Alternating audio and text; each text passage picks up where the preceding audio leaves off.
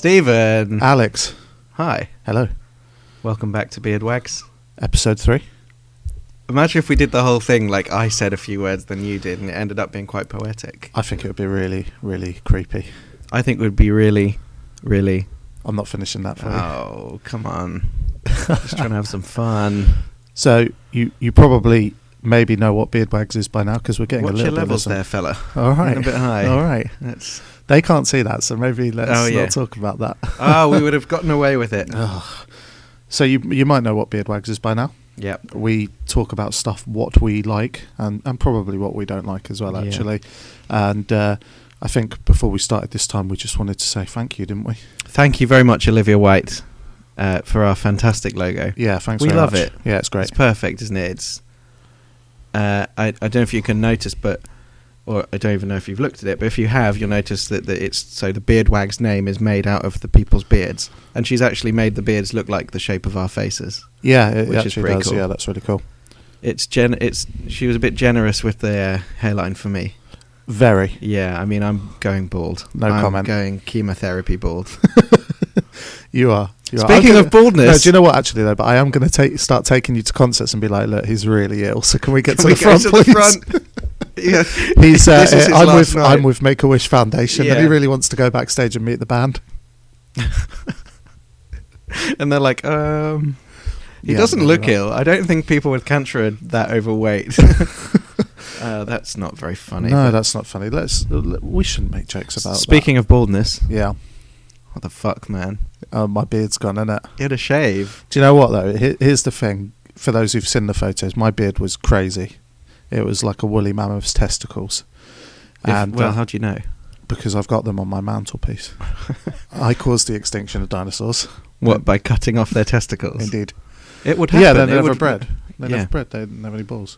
No, I looked in the mirror and thought, I can't be bothered to trim it, so I'm just going to shave it off and grow it back. So probably in about 2 days I'll have another beard, so it's fine. I mean, I've been growing this beard for like 8 years, maybe 6 years. That was about 6 months growth. So was it? Because I trimmed mine about. Well, I don't know. No, it wasn't because I trimmed it just before Christmas. Okay. Well, no, it was pretty big. Like I think yours grows quicker. Well, I'm more of a man. Okay, well, let's not say things we can't take back. I don't want it. Right now, your face looks like, I want to say like...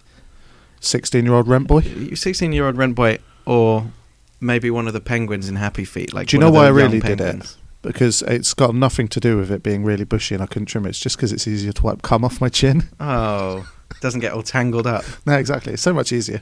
With, like, literally, we just hit the 3-minute mark and you've already said, come on my chin. Exactly. Well, I just want to set a precedent. If you don't know what to expect from this, now you do. Well, if you listen to episode 1, he already made a joke about fucking babies, so we can't get much worse than that, really.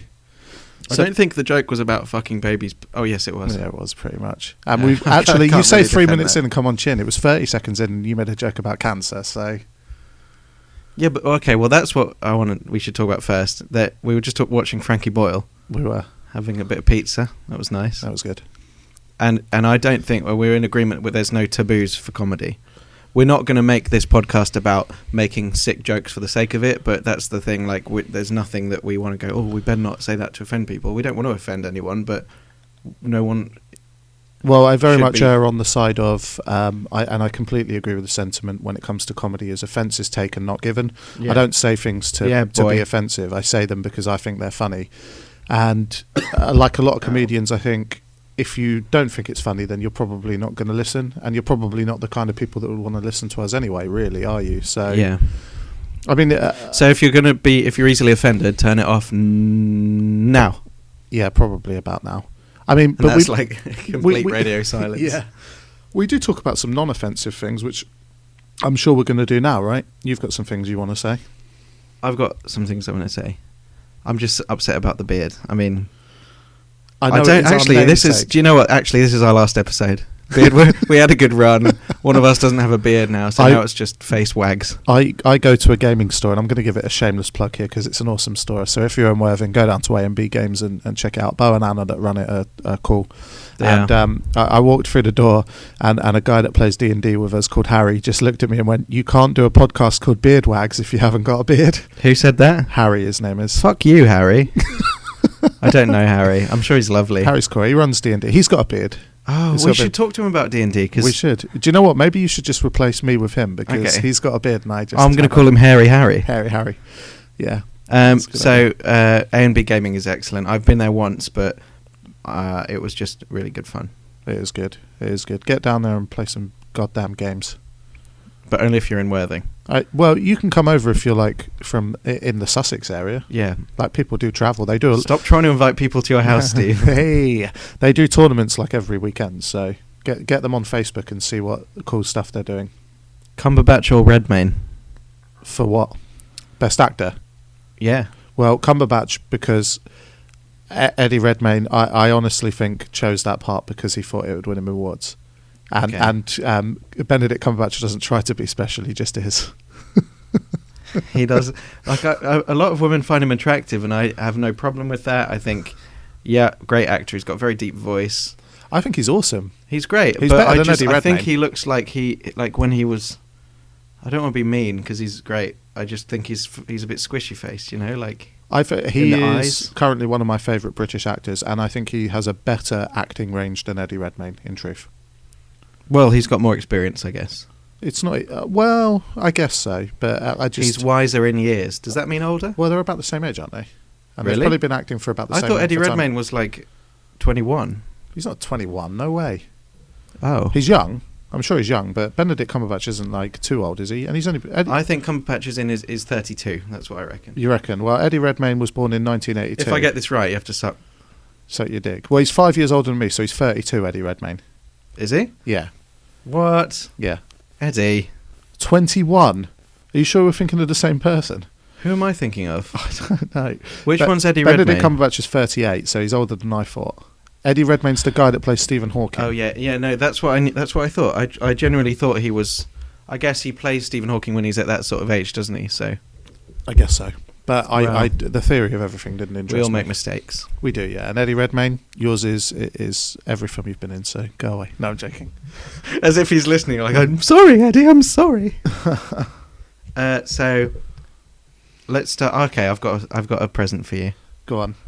We were talking about this A&B Gaming. We were. A&B Gaming, A&B Games? I can't remember. A&B Games? That's what it's called. That's where you play Friday Night Magic? It's where I play Friday Night Magic, yeah. You are on a pretty successful winning streak at the moment. Yeah, a little bit. I've been doing well. I have been doing quite well, actually. This is another area, again, where you are more geeky than me, more knowledgeable than me. Because you taught me to play. I don't play very much. I've played with you quite a few times, and Tom Knight. Yeah, we did a little practice sealed event, didn't we, where we opened some boosters and made some decks. And that was fun. And my present for you is I got you a booster pack. Oh, wow, thank you. Because I thought, I know you want to talk a bit about Magic, because... Well, I feel like we're probably going to end up dedicating a whole episode to talking about Magic, because it did come at a point in my life where I needed it.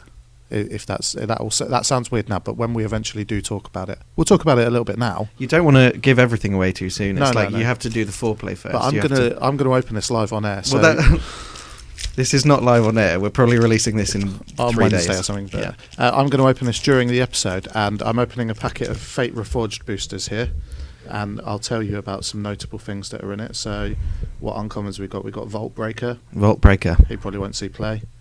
Misfire Adept. Probably not. Huge Stone Retainers. A Wild Call. Manifest the top card of your library, then put X11 counters on it. Again, I don't know, but thank you very much. Is that your rare? That's my rare. Let me see. Call, yeah. Have a look. I was hoping you'd get a really good one. I'm out of luck on that front, because those boosters that me and Tom bought, where we went like halves on a box, was just insane. That's a good card, though. It's a good card if you play a Manifest. I'd probably put it in my Commander deck.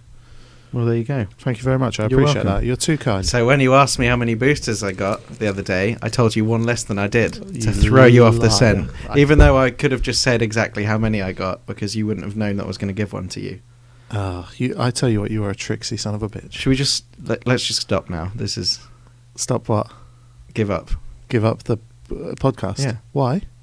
Because I told you the wrong number of boosters. Yeah, I feel like you're lying to me a little bit. Do you want to hear? Well, I've got another surprise, but it's not. It's not for me. A present for you. It's just I bought some Blu-Rays and I wanted to tell you about them. Yeah. What have you bought? This is just rustling to prove that they have actually got them. We're not just making it up for effect. Them be some Blu-rays. Oh, that's going to be loud in the people's ear. It is. Don't worry, it's fine. Tapped them on the table. 7. Cool. Based on your recommendation. Well, what amazed me is when we went to see Gone Girl, you'd barely watched. I don't think you'd. I haven't seen any other David Fincher films. And as a fan of script writing in general and movies, I feel like that's a travesty. Well, Fincher's up I there. agree with you. I haven't seen Fight Club. Well, so I think 7's better than Fight Club, but 7 is... Is that because it's got Morgan Freeman? More than Freeman, yeah. No, it's just a great movie. It's a great movie. And we'll watch it together because I really want to watch it again. I remember when it came out, and I... You were about 5. What year it was 1997, I think.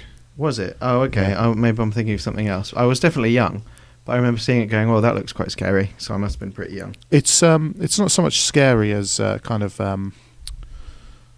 a thriller, but there's elements that are fairly scary. 95 even. Wow. Really? Yeah, I was 8 when it came out. So you were 6. I was 5. I'm not 3 years older than you. Well, I was 5 in 1995. You must have turned 6. I did in 1996. No. Yeah, I did. 5 in January 1995. I can't believe we're arguing about this. Get out. Tell me. Well, we'll watch 7, and when we do, we'll talk about it. Show me the other films. 1995 was when 7 came out, right? Yeah. That's interesting. The more you know. Dawn of the Planet of the Apes. The new one? Yeah. Oh, nice. Yeah. I am a sucker for these films. The originals I loved. Well, I loved the first and second one. And then Rise of the Planet of the Apes was maybe... Like, for me, it was just... I mean, I didn't much care for the Tim Burton one. I hated it. Yeah, I didn't... there was nothing memorable about it for me. But when Rise came out and then now Dawn... Do you not feel like the name should have been the other way around? Yes, yeah. Dawn of the Planet. About this? Dawn should have been... I don't think we have, but maybe we have. But you rise, like dawn comes and then you rise. It's not like you rise and then dawn comes. Well, dawn suggests to me like the dawn of the sentient apes, the clever apes, and then rise is the uprising, because that's what the second film's about. It's about their like uprising, isn't it? So unless it's like Rise of the Planet of the Apes, as in like the rise of like almost like birth. Or I was thinking like maybe the rise of the disease that killed all the humans. Oh, it could be. I still think Dawn is better for the first movie. Me too, I think. But they're still great movies. If you're listening, Andy Serkis. And how heart-wrenching... I know you didn't direct it. I can't remember who directed it.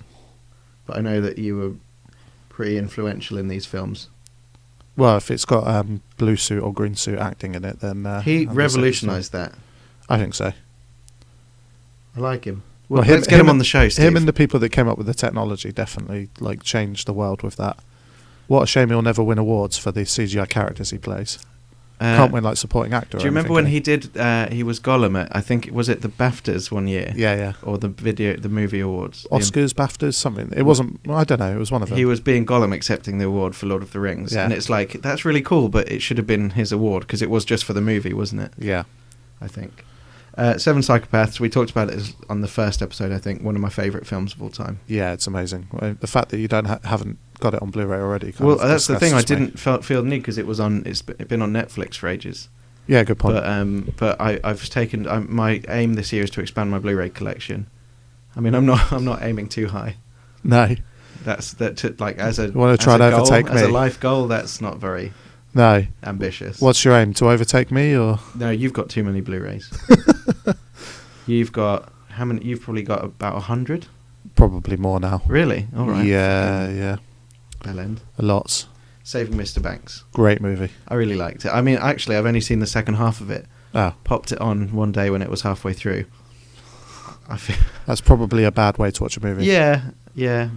It is a good movie. But that's why I bought it, because I knew I liked how it ended, and I want to watch it to appreciate it as a full picture, as it were. Fair enough. Yeah, no, it's a good movie. 3 for £20 from HMV. Go in there and buy it. Yeah. Don't buy 3 Saving Mr. Banks. I wonder if they do that. Yeah, of course you can. Yeah, there's nothing. Well, you could be buying 3 for someone for Christmas, like 3 different people. A very good friend of mine really enjoyed the movie Taken when it came out. and every year for her birthday we give her a copy of Taken on DVD. It's like £2 now, and I think she's got 7 copies now. Do you know what you should do? Go and buy them in bulk, and next time you go around to her house, go to one of her bookshelves and just put hundreds of them on the bookshelf. Without even telling her? No, just don't tell her. Although I know she listens to the podcast now, so she might know. Oh. And there's no way, because we haven't mentioned her by name, but she'd know, because the Taken thing will give it away. The chances of someone having 2 friends who have 7 copies of Taken is... probably quite slim. Yeah. Yeah. So L. Roberts, that's you. Liam Neeson is going to fill your bookshelf with his semen. That would be rude, to go to someone's house and just come on their books. But I think it would be cool to go to the house and just take loads of books down, hide them, and then fill the shelf up with one DVD of something and see if they notice. Or what would be really creepy is if you go to someone's bookshelf and replace every book there with the movie adaptation, if there is one. Oh, that would be cool. I wonder, what would happen? Nothing, probably. They'd probably go, "Oh, you dick," and that would be the end. They'd either find it funny or they'd be annoyed. You're right. Right. What else did I want to say? You had some stuff you wanted to talk about. Let me say again, though. So they were the DVDs I bought. Cool. Blu-rays, I should say. Blu-rays, yeah. So we'll watch 7 together. I just thought that you'd want to know. We'll definitely. What we'll do is we'll do a bit of a David Fincher thing. We'll do 7 and Fight Club and probably The Girl with the Dragon Tattoo and all that sort of business. I didn't know he did that. Did the American version with Daniel Craig. I was about to say Craig Charles. Craig Charles. Completely different movie. Very different movie. Craig Charles in The Girl with the Dragon Tattoo. Yeah. That's not very good scale. Well, in that version of the movie, he rapes her and gets away with it and ends up back on telly. Did he do that? I don't think he raped someone, yeah. Because, do you believe he did it? No. I was just trying to be funny. Oh, okay. It's not funny if it's not libelous if it's satire. Yeah, exactly, Craig. No, I don't think he did it, and I actually think he's a funny guy. I think he's great. Apparently, because he does a lot of DJing, doesn't he, with his funk music. He loves his funk music. Yeah. And I don't know who I heard it from, actually. It's not a reliable source either way. But apparently he wouldn't carry on a set because someone stole his hat. And he wanted his hat back before he carried on. Okay, I've just got to say, if you are listening, Craig Charles, you're not that big a star. You can't make demands like that. No, that's like... When he goes backstage, he's like, bring me 6 cappuccinos and a foot rub now. I'm not leaving my trailer until I get a pot noodle. Yeah. Daniel Craig, not Craig Charles. Yeah, Daniel Craig and, yeah. Do you know what? You got that. Like that. I'm sorry. We could have got away with that too. This is an audible medium. Yeah, that's true. Sponsored by Audacity. Yeah, we're using Audacity. So yeah, you got that name mixed up, and one of your friends actually, we posted the link to the first episode, and one of your friends, I can't remember, commented saying that he liked it and stuff like that. So that was kind of him. Thank you. I can't remember your name. But we ended up talking about it, and he had some good suggestions for the show. He did. And I actually referred to you as John Turturro's character in Mr. Deeds because you're sneaky. Do you remember when he's sneaky? Yeah. But I spelt it John Turturro like My Neighbor Totoro. And then no one said anything. I was expecting you to jump up and be like, well, I got you on the manga Magna thing. Yeah. But I was just imagining My Neighbor John Turturro. Yeah, that would have been amazing. I wonder, have you seen that program? Jesus. That's an old-fashioned word. TV program. Yeah. I guess it's English. American. It's still a program. I'm talking about a film, but I said program. Oh, okay. What film are you talking about? It's John Turturro's directing debut, I believe, with Woody Allen. What film? It's called. He ends up pimping himself out as a gigolo. Doesn't ring a bell. It's really good. Yeah. I think he has a florist, and he wants to make a bit of extra cash, and Woody Allen's character knows some women who are up for a threesome, and John Turturro's like, yeah, okay. Nice. And it's kind of all about the myriad of different women he meets through being a gigolo. And it's not Juice Bigelow, male gigolo. No, because... or the sequel, Juice Bigelow, European gigolo. Who's the guy that's in that? The actor. I can't remember his name. He's mates with Adam Sandler. Yeah, and he's in like Grown Ups awful. and stuff. He's the worst, isn't he? I mean, he does what he does. Yeah, which is be awful. Did anyone even go and see Grown Ups? I guess you could say that about like Hitler, couldn't you? Yeah, like, but he do what he do. Yeah, but Hitler doesn't like abuse my cinema screen. Well, he does actually. He's in a lot of films. Not him, but yeah, there's a lot of stuff about Adolf Hitler. Well, if you go to my dad's house, it's either a documentary about Adolf Hitler or like some show on Alibi, you know, like a really cheesy crime show. Oh, that sounds cool. Except if your dad's like a very secret Nazi who's like, "Hey, Steve, what should we watch?" He's not secret about it. We could watch maybe some Lost or maybe House or like something about Hitler. I don't know. Yeah. He's not. He just very casually wants to slip in some propaganda. He is not secret about his Nazism. I'm scared every time he tells me to get a shower. To be honest. Jesus, that is. What? To be honest, you didn't actually say anything offensive there. No, I didn't. You put it in the hands of the listeners. Yeah. To put the pieces together and make horrible jokes themselves. Well, could be. I mean, I don't care, to be honest. No. Oh, okay. What this else? lack of beard has also caused a lack of consciousness for our fellow probably humanity. Our fellow humanity. That's not. I don't think you know what you're talking about. Shall we get? Let's back move on on because I'm kind of feeling. What do you want to talk about now? Well, why don't you? Shall I tell you about some stuff what I've been doing? Yeah, I was going to ask you about your weekend. Yeah. Okay, well, I went to the cinema on Saturday and watched 2 movies back to back. Yeah. A little double bill. I did. Jealous I wasn't invited, but that's fine. Well, your mum was down. I know. I'm just kidding. By the way, I've been telling my mum about this podcast, and that I do it with you, and you live next door. Oh, that's awkward. Dom Chow, you sent me a message. Just don't do that, please, while I'm recording. Mate, a sensible person would have put their phone on silent. Okay, let's get back on track again.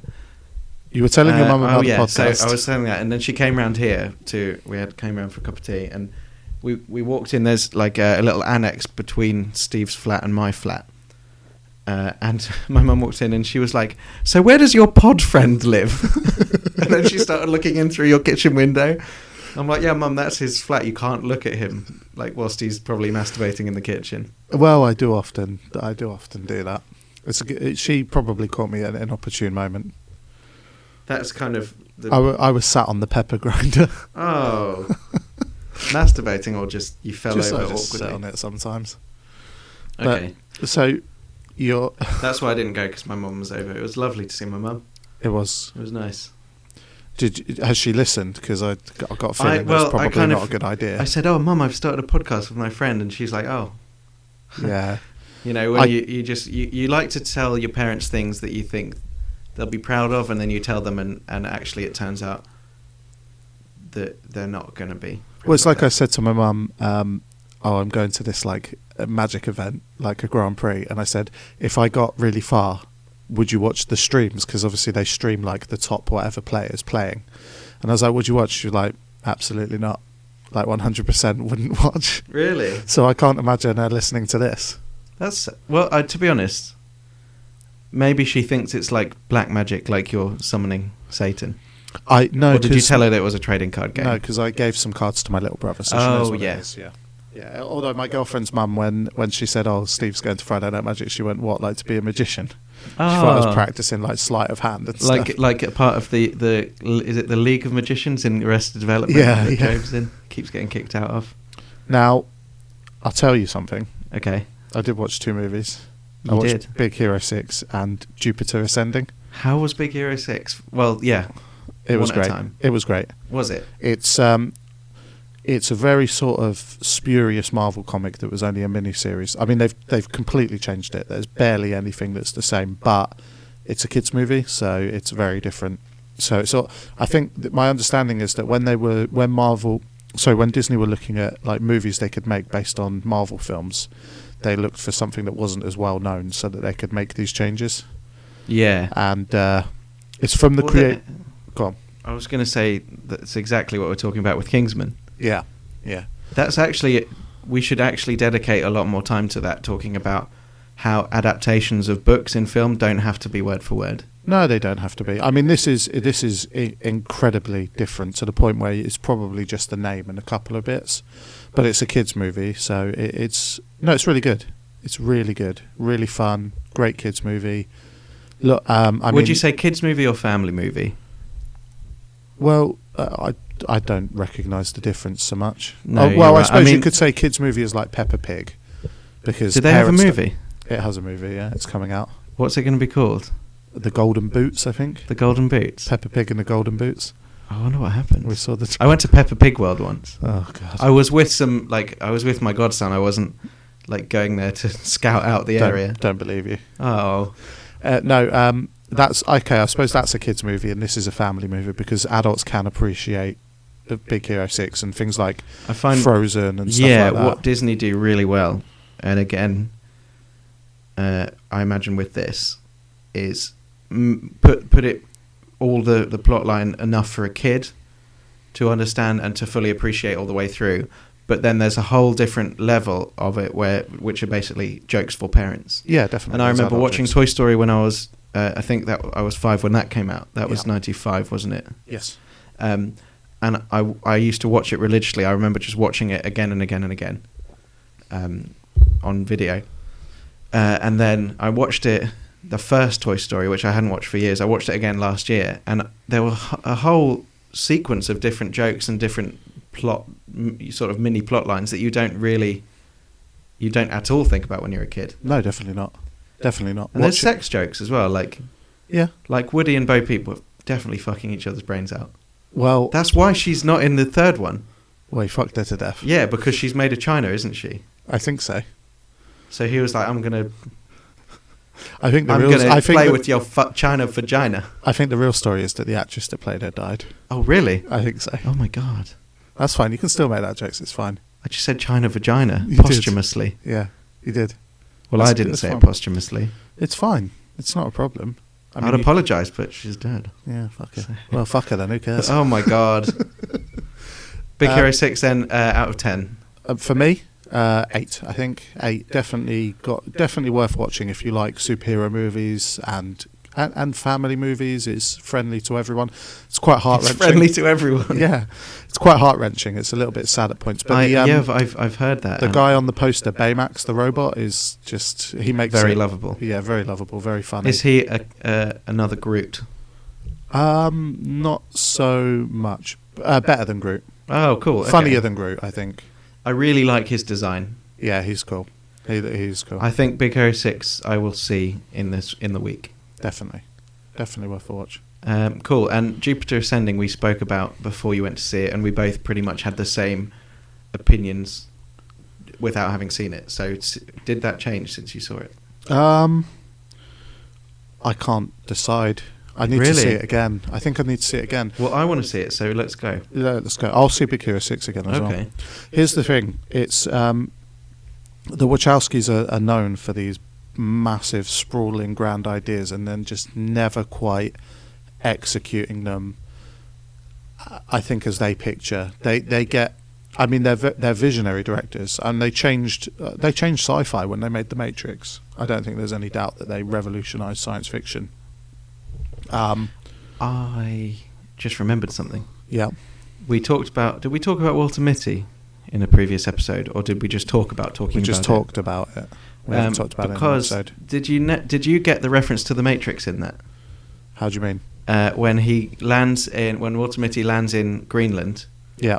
And he goes to hire a car, and the guy at the hire car place said, "Would you like the red one or the blue one?" Oh, okay. And it's the red car and the blue one, and he chooses the same car. Does Link, not Link, what's his name? Fucking Neo. Does he choose the red pill? The red pill is the one. Or is that the one that wakes him up? I can't remember, but I get what you're saying. But he chooses the same colour as Neo. I don't particularly remember that particular plot line, but I saw it a long time ago. What, The Matrix or Walter Mitty? Walter Mitty. It was literally just a throwaway bit where I think the joke was, oh, this is how sparse Greenland is. There's only 2 cars here. Yeah. But it was like the way it was. I mean, it's a very visually powerful film, and just the way it was red, blue. then him, and he made the choice. It was and I looked it up online, and I think other people had clocked it as well, and it was a definite conscious acknowledgement of the Matrix. Yeah. I mean, it's good to acknowledge it, Secret Life of Walter Mitty, but you'll never be as good as it, I'm afraid.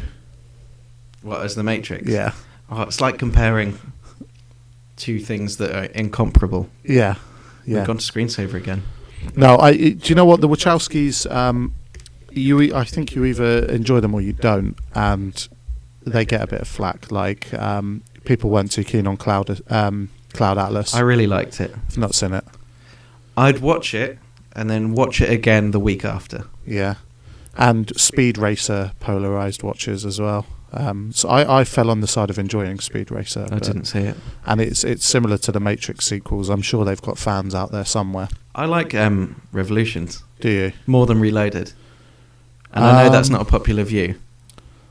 I don't. I prefer Revolutions because the ending is very spiritual, I suppose, and it kind of closes things quite nicely.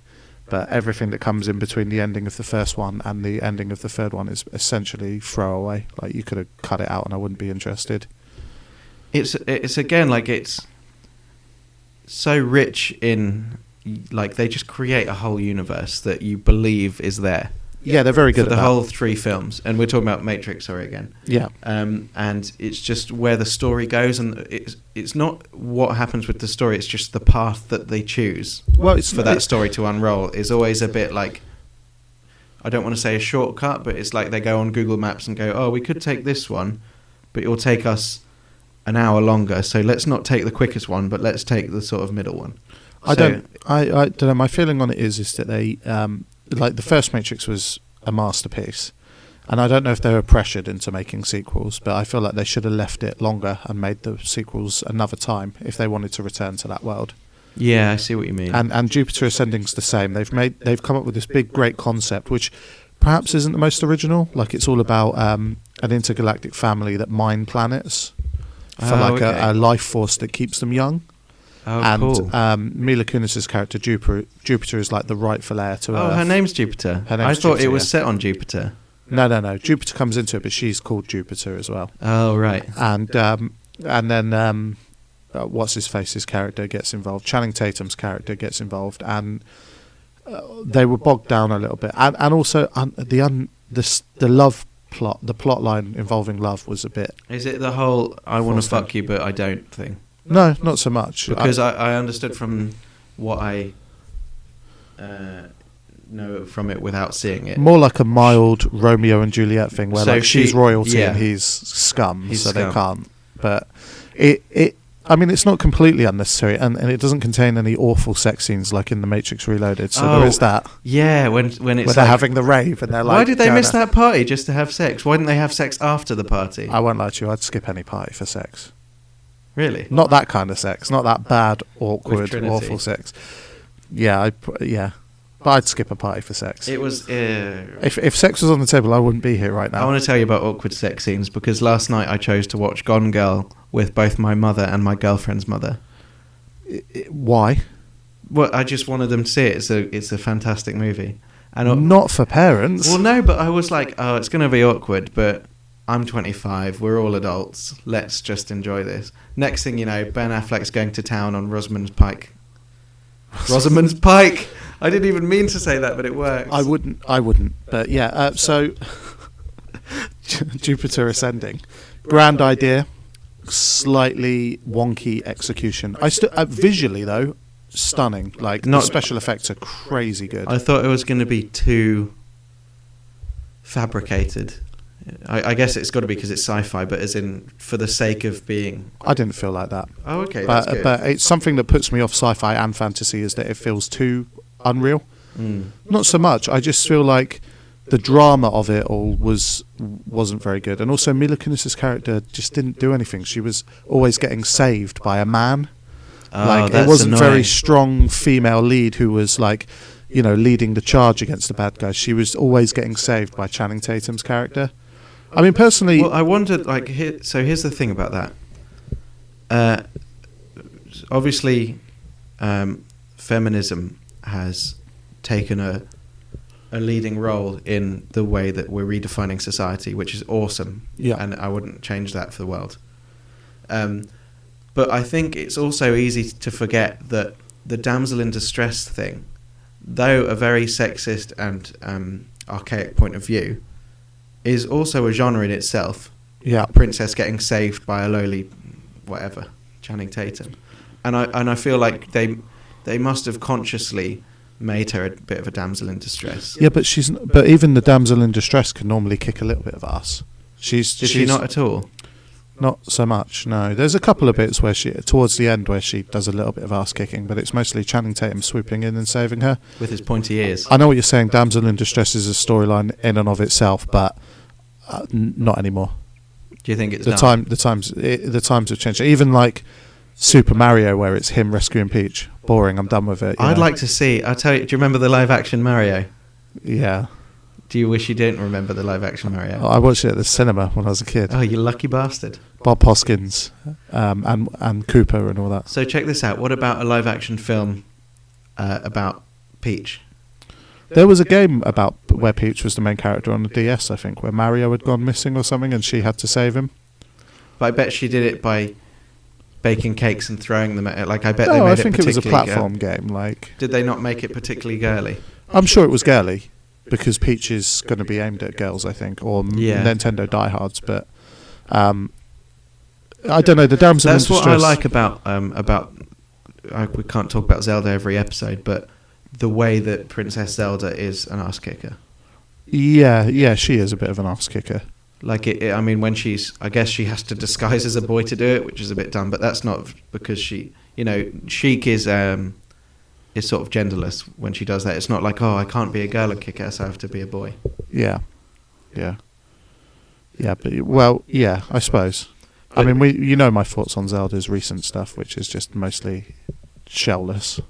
Yeah, but it's so good. Like, the games are always phenomenal. They're always swashbuckling great, but the storyline's always just... Swashbuckling great? Yeah, they're swashbuckling great. Are you trying to tell me you can't shave a beard and then decide to be a pirate? I'm not being a pirate. I'm just saying they're good adventures, but I feel like the storyline's fallen a little bit to the side. But we've spoken about that already. We've done that. Let's not do this again. So I'm going to give Jupiter Ascending a 6 out of 10, I think. That's until I watch it again. Do you think watching it again you can maybe bring it up to a 7 or an 8? Well, I don't even know. I just need to see it again and assess it. I mean, even just to look at the visuals, which are stunning. But I always want more from the Wachowskis because, as I said in the first or second episode, I think it was the second, The Matrix, along with Akira, made me a geek. It made me who I am today. It made me love the things I do today. And watching The Matrix is something I do. No, I haven't done it in a while, but it used to be like once a year at least. And it changed things for me. So every time they bring out a film, I really want it to be as good as Matrix. I really want it to be great. I'm surprised you haven't seen Cloud Atlas. Well, I heard. I don't know. We never went to see it because Ali read the book and she hated it. So I will watch it. I don't know. The Wachowskis are making a show for Netflix now, though. And I wonder if perhaps making a television show. What it's going to be. I think it's called Sense8, but I'm not sure what it's about. But I wonder Sense8 or Sense8? Sense8. Like the number 8. Yeah. But I wonder if giving them 10 hours, let's say it's 10 episodes or whatever, I wonder if giving them 10 hours to expand on their ideas will give them a better delivery. You kind of feel like maybe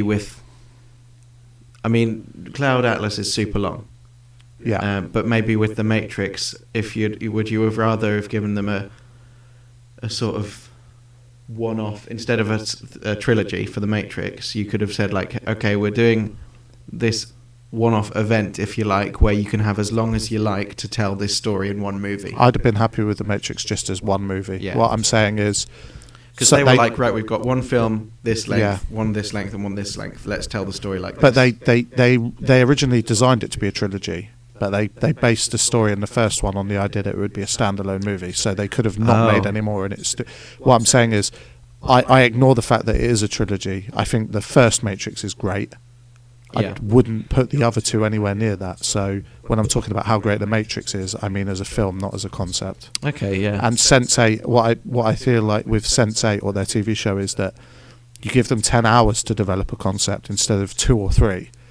and they might be able to get something great out of it, because TV is a very different format, a very different medium, and I feel like it might be the right time for them to come along with a sci-fi show that changes how we view television in the same way that Matrix changed how we view sci-fi films. Oh, I like that.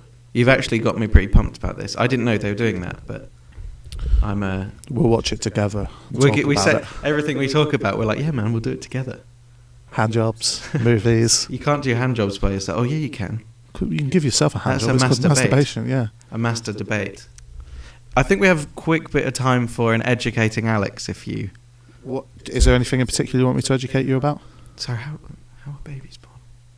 I can't tell you that. Well, I'm sure you know. Can I just say the name Educating Alex? I didn't say this to you yet, but a friend of mine, Laura, was listening to the podcast, and she thought that firstly she really liked the whole thing, which I'm not trying to boast about. That I'm just trying to say thank you. No, we're happy that our friends are. We're getting a lot of positive feedback, and even the feedbacks that's not so necessarily good is helpful. Well, that's what I say to people, like, any feedback, any ideas, and what she said was the Educating Alex bit you should call Educating Alex, because I think last time we called it, this is their section called Teach Alex Something. Steve teaches Alex something. Yeah, Educating Alex is good. I like it. Like Educating Rita, but not less awful. Yeah, not awful as in bad quality, but I feel like it's... Carl Pilkington used to do it on the radio show, Educating Ricky. So he used to teach Ricky Gervais stuff. It was all nonsense. It wasn't true. I thought this was our idea. Yeah, but I'm going to teach you stuff that might be like true, not about like aliens and monkeys and things. Okay. But what do you want to know? Because we didn't think about it before. So we didn't really. Tell me something about Magic the Gathering. Okay, it was the world's first trading card game. Really? Yeah. When did it start? 1993, I believe. Yeah, so what, 22 years now? That's pretty cool. That's cool. That's weird that it's the world's oldest and it's only 22 years old. Yeah, well, I believe the concept was taken from sort of like baseball cards in a way, but making it so that you can do something with those cards. So rather than just collecting them and having them, you collect them and you can do something with them. When did Top Trumps come out? Because I know that's not trading cards, but I guess it's kind of loosely based on games like that where you can win. Yeah, I don't know when Top Trumps came out, but it wouldn't fit into the same genre anyway, because it's not a trading card game. You don't trade those cards. No. And it came out in 1968, according to Wikipedia. But this is like, in terms of you buy booster packs that are random, and obviously lots of trading card games have followed on from it. Pokemon, Yu-Gi-Oh, Vanguard, and stuff like that have all sort of come from Magic. Aren't there Star Wars ones? Yeah, there's been hundreds upon hundreds, and because I didn't know that Pokemon was the same father company, wasn't it? Wizards of the Coast originally developed Pokemon, and then I think Nintendo bought the rights back, so it sits with Nintendo now. But Wizards of the Coast, and there are a lot of similarities between Pokemon and Magic in the mana system and the energy system and stuff. I mean, I remember at school, some kids would play Magic, and I'd never judge them for it. I'd just be like, oh, that's a bit, I don't want to get into that. And for no reason other than I just thought it looked complex and intelligent, and I guess I kind of excused it by being like, oh, that's for geeks, and I wanted to try and be cool at the time, like every kid did. Yeah, of course. But I got into it since I met you, and I wouldn't say into it, because I don't go to Friday Night Magic. I will. I'm just not very good at the moment, but it is really fun. And I guess I think it would be a good thing to do to recommend it to some people to play. Yeah, definitely, because it exists on all levels of the scale. And Friday Night Magic isn't particularly competitive. I mean, you will get competitive people there, and I would say that I probably fall into that category now, but there's casual versions of Magic like Commander and stuff. So there are people that probably never take Magic out of their kitchen. Like, them and friends sit around and have a few drinks and play Magic, and they'll never go to a store and play it because they don't need to. Yeah. So I think what I'm saying is that don't be put off by the competitive level of it, because it exists on all scales. And I guess with the rise of the geek, which has been happening for about 5-6 years, I think Magic must be growing in popularity. I think the amount of people I started playing it because I wanted something else to do with you, because we started hanging out. Sure. And we live close. It's easy for us to do that. Some other people who I know from around about have started playing it since I've started playing, and nothing without me having spoken to them. No. So I think it's definitely growing. It's yeah, I think it definitely is, and it's getting more popular than ever. And the recent expansions, the recent sets, Khans and Fate Reforged are some of the most popular ever. They've changed a lot of the formats in Magic and stuff. So, and they're developing a movie. Oh, really? Mm-hmm. One of the script writers from Game of Thrones is working on it. That's going to be awesome. Because it is very rich in story. I don't know it, but from what you've told me, it's like, very. For example, this current block that's come out, Fate Reforged. That's the booster that I bought Steve. Is about going back in time to stop the dragons from dying, which they did years ago, or yeah, I think in in Khans of Tarkir, I think it's Sorin or Sarkhan that shows up and all the dragons are dead, so he goes back in time in Fate Reforged to change that. So effectively what you do is collect the cards, build up a deck of cards that you think are... You're a magician, you're a planeswalker, yeah, and you cast spells, basically. But which are the cards? There are people that play Magic competitively who probably aren't interested in the story or the art that's on the cards. There are people that collect it for the storyline and the art, and I suppose I would probably maybe sit in the middle because I'm interested in the storyline and I like playing it. And you play competitively now as well. Like, you're going to Liverpool to do a tournament, aren't you? I'm going to Grand Prix Liverpool, but I mean, I wouldn't say I'm highly competitive. There are people that I play that are really, really into it who give me advice and are very helpful and stuff, but I would say that I'm interested in now building decks that I know I can take to tournaments and at least do reasonably well. Yeah. Although Grand Prix Liverpool is sealed deck, so you open 6 boosters and build a deck from that. So that's what we did. It's in a way it's more reliant on your deck building skills, but also unfortunately you could open 6 packs of crap.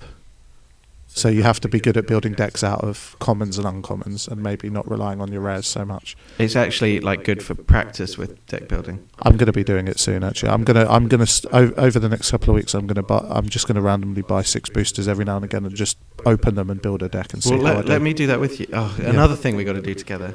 Let's just get married now. I haven't taught you very much about Magic, but you did, because I didn't know that it was the oldest trading card game. Well, the thing is, I'm very much aiming to do an episode based around Magic, because it's become a big part of my life now. I'm sure you can see that, and Ali can see it, and I think she's happy because I've got a hobby now that I'm really quite invested in. So I aim to do an episode about it, and also I think we should do an episode about music soon. Yeah, and talk, because we both like music. So. I mean, there's so much to talk about. Like we better wrap it up soon. Yeah, but I think what we should do in future, and this isn't just us making plans whilst people are listening. I think if people have ideas, give us feedback. But also, we want to specify, maybe if we're doing episode dedicated to one subject, we'll specify that in the description. So, for example, for people who don't play Magic, who might not be interested in that one, but I think for the majority of what we're doing, it's going to be related to all things that we both like. So yeah, I mean, and even if it is about Magic the Gathering, we're still going to talk about other stuff in some ways. But it will be, if let's say episode 4 is, I'll probably title it episode 4 Magic the Gathering, so that people know that it's specifically about that. And the music one we'll just call. Or you could like something like I Besteve in Magic. No. Okay. Let's wrap this up. You know my feeling on puns. Don't play up in front of the audience. Thank you very much for listening. We should have said this at the beginning. Please follow us on Twitter. Oh yes, yeah, BeardWags. At BeardWags, yeah. In case you can't spell that, that's BeardWags. Yes. At BeardWags on Twitter, but you can also follow us individually as well. Alex is at LexFun. Spell it out. LEXFARN, and Steve is at Gaia Theory. That's spell that out, you dick. GAIATHEORY. Why? And that's why? What a note to finish on. Yeah. Why, Steve? We'll answer next time. Thank you very much. I'll see you soon, mate. Goodbye.